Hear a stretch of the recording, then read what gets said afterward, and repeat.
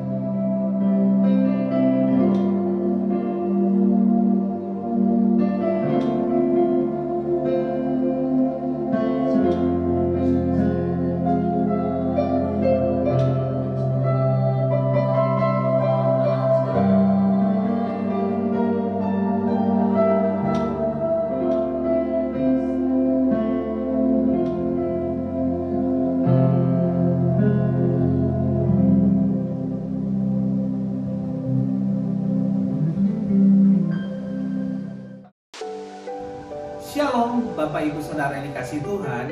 Saya berdoa supaya saudara semua dalam keadaan baik dan sehat.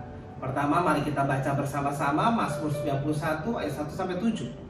3, 4. Orang yang duduk dalam lindungan yang maha tinggi dan bermalam dalam naungan yang maha kuasa akan berkata kepada Tuhan, tempat perlindunganku dan kubu pertahananku, Allahku yang kupercayai. Sungguh Dialah yang akan melepaskan engkau dari jerat penangkap burung, dari penyakit sampar yang busuk.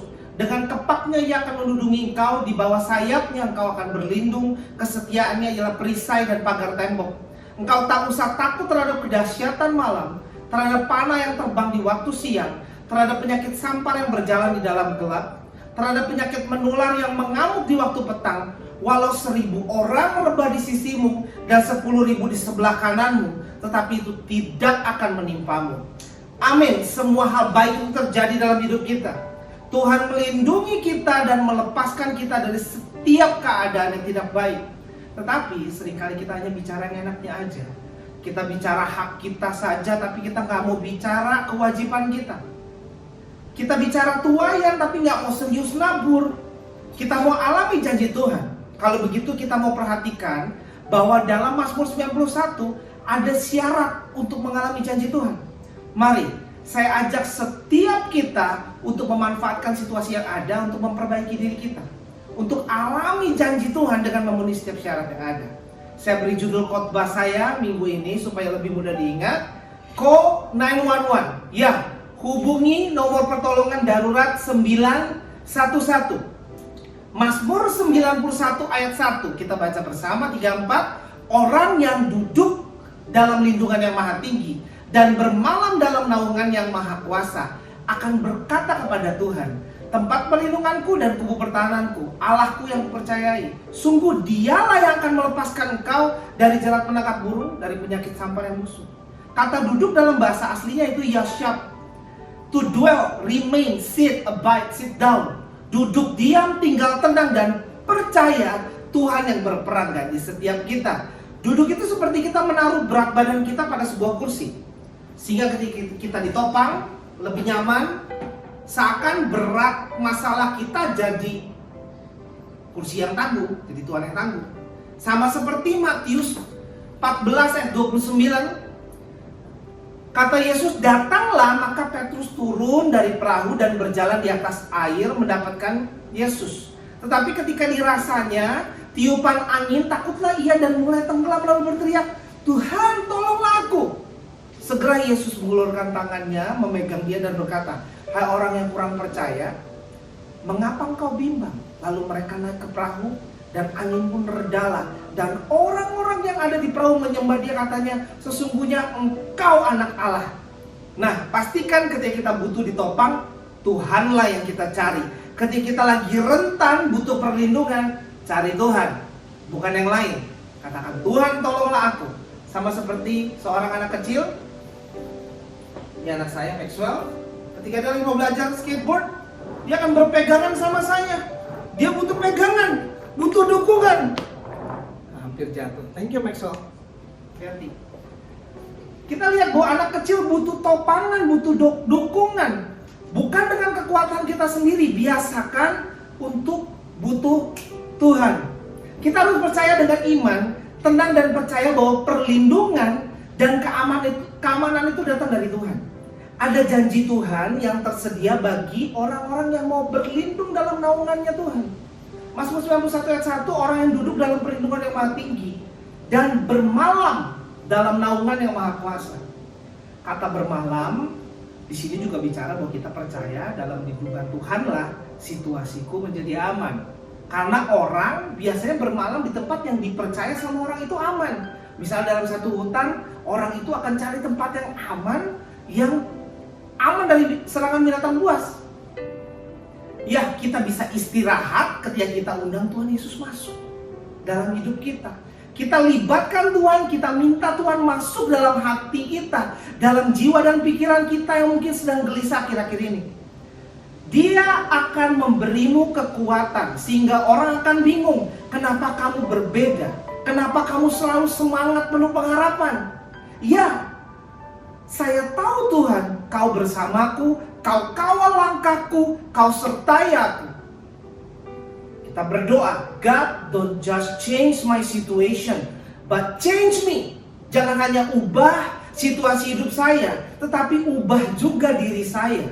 Karena sebelum wabah corona pun, bisa aja setiap dari kita khawatir juga akan masa depan kita. Maka ubahlah hati saya Tuhan. Ubah saya, ubah diri saya, supaya apapun kondisi dunia, saya tetap tidak khawatir. Tenang dan percaya, Tuhan juga berkata kepada diri saya, apabila engkau menyeberang melalui air, aku akan menyertai engkau. Atau melalui sungai-sungai, engkau tidak akan dihanyutkan. Apabila engkau berjalan melalui api, engkau tidak akan dihanguskan. Dan nyala api itu tidak akan membakar engkau.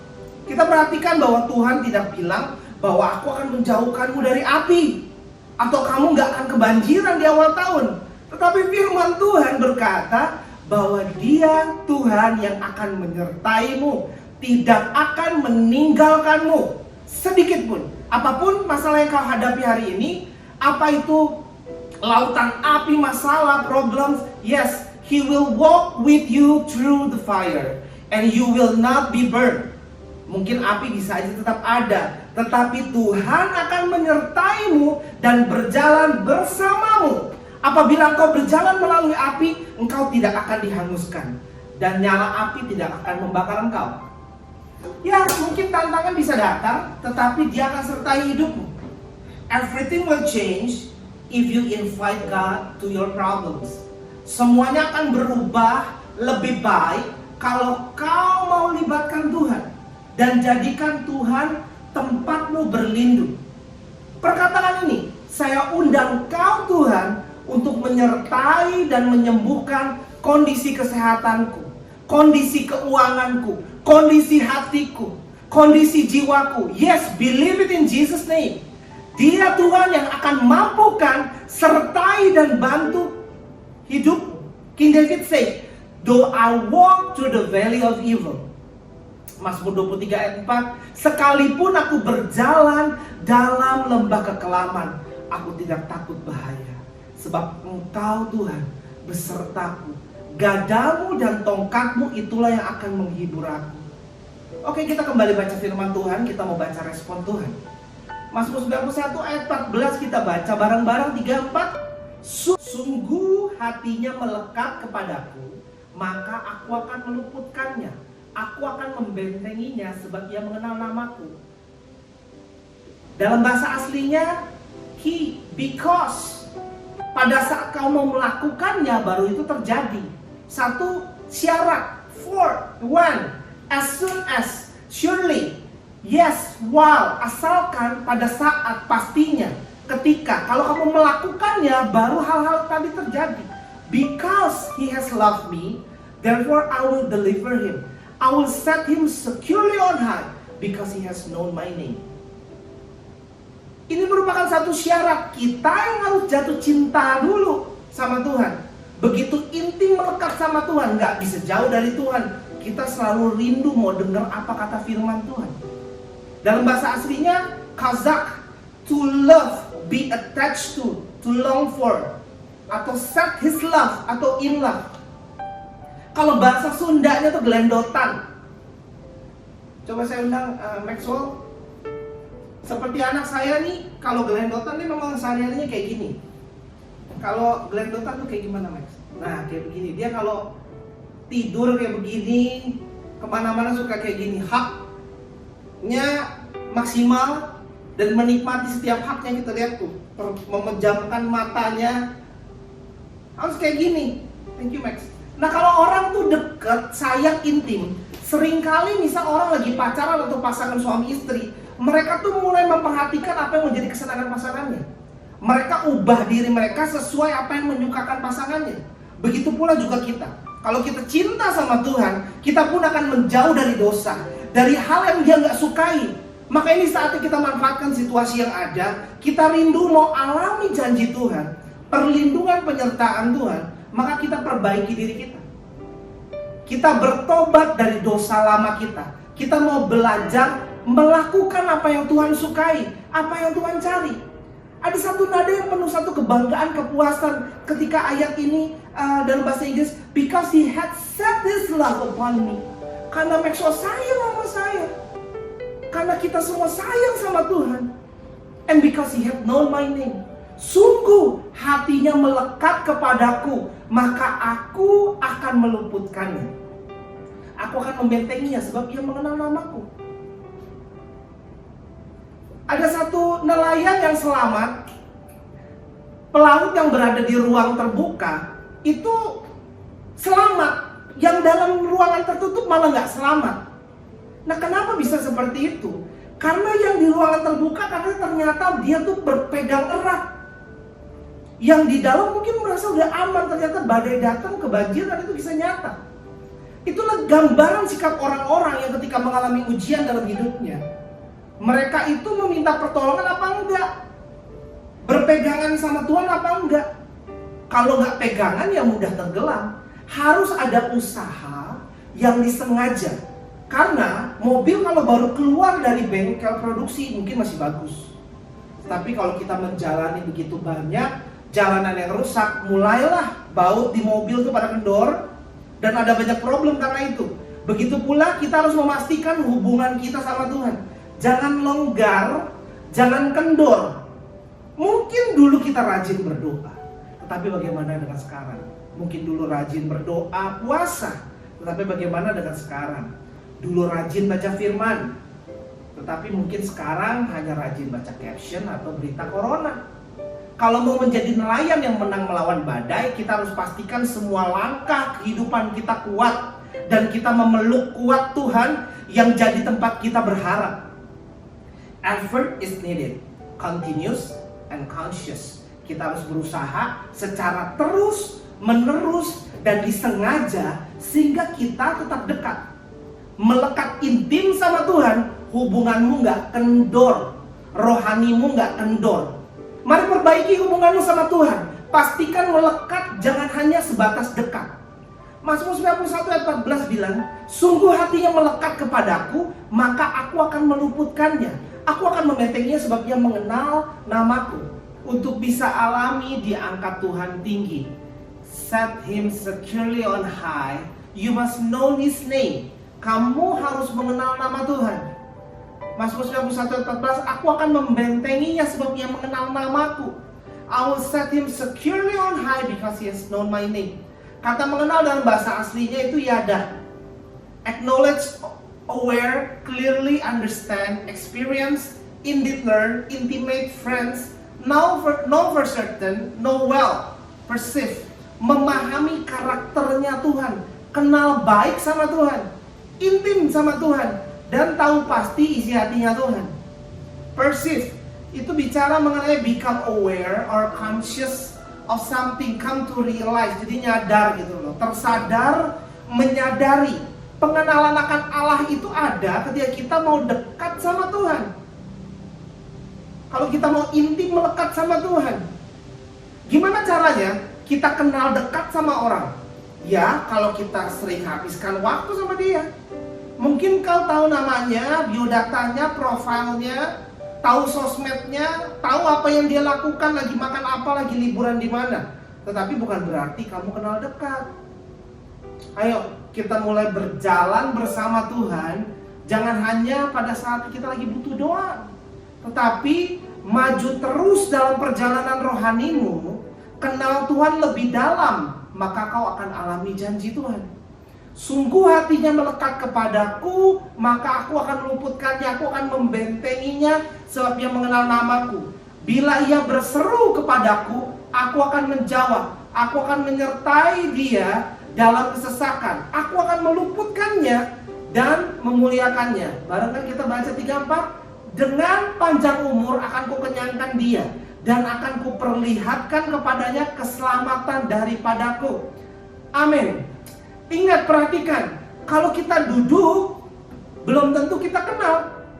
Kalau kita dekat, belum tentu melekat intim atau kenal dekat. Kalau kita kenal dia, belum tentu dikenal balik sama dia. Belum tentu dianya kenal sama kita. Nah, Tuhan menyertai kau di tengah setiap masalahmu. Dia akan membawamu keluar dari setiap kesulitanmu. Amin, kita akan alami itu semua. Mari kita biasakan duduk dalam lindungan Tuhan, melekat intim sama Tuhan, dan mau kenal sama Tuhan lebih dan lebih lagi. Sebelum kita tutup, saya mau beri kesempatan bagi yang mau mengundang Tuhan Yesus ikut campur dalam setiap masalah kesehatanmu, masalah keuanganmu, kekhawatiranmu, kegelisahanmu, atau bagi yang mau rekomitmen hubunganmu yang sudah kendor sama Tuhan. Mari kita ikuti doa saya.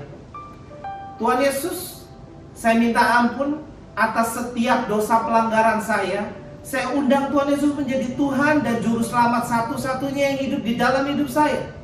Dalam nama Tuhan Yesus kami berdoa, bersama kita katakan amin. Happy Sunday, dan Tuhan Yesus memberkati.